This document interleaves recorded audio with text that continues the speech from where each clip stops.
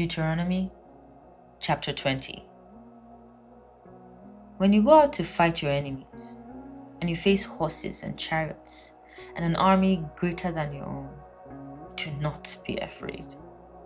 The Lord your God, who brought you out of the land of Egypt, is with you. When you prepare for battle, the priest must come forward to speak to the troops. He will say to them, "Listen to me, all you men of Israel. Do not be afraid as you go out to fight your enemies today. Do not lose heart or panic or tremble before them, for the Lord your God is going with you. He will fight for you against your enemies, and he will give you victory." Then the officers of the army must address the troops and say, "Has anyone here just built a new house, but not yet dedicated it? If so, you may go home. You might be killed in the battle, and someone else will dedicate your house.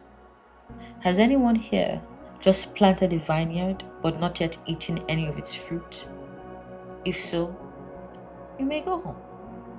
You might die in battle, and someone else will eat the first fruit. Has anyone here just become engaged to a woman, but not yet married her? Well, you may go home and get married. You might die in the battle, and someone else will marry her." Then the officers will also say, "Is anyone here afraid or worried? If you are, you may go home before you frighten anyone else." When the officers have finished speaking to their troops, they will appoint the unit commanders. As you approach a town to attack it, you must first offer its people terms for peace. If they accept your terms and open the gates to you, then all the people inside will serve you in forced labor.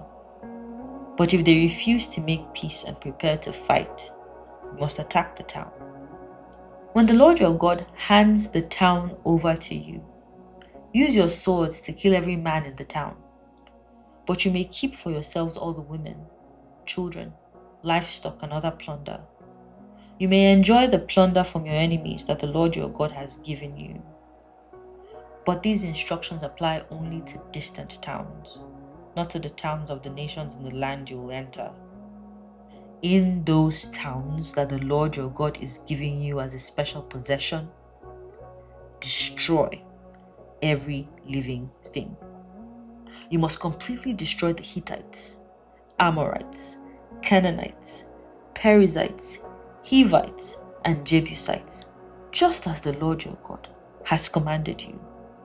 This will prevent the people of the land from teaching you to imitate their detestable customs and the worship of their gods, which would cause you to sin deeply against the Lord your God.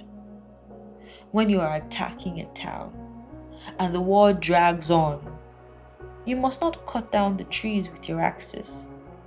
You may eat the fruit, but do not cut down the trees. Are the trees your enemies? Why should you attack them? You may only cut down trees that you know are not valuable for food. Use them to make the equipment you need to attack the enemy until it falls.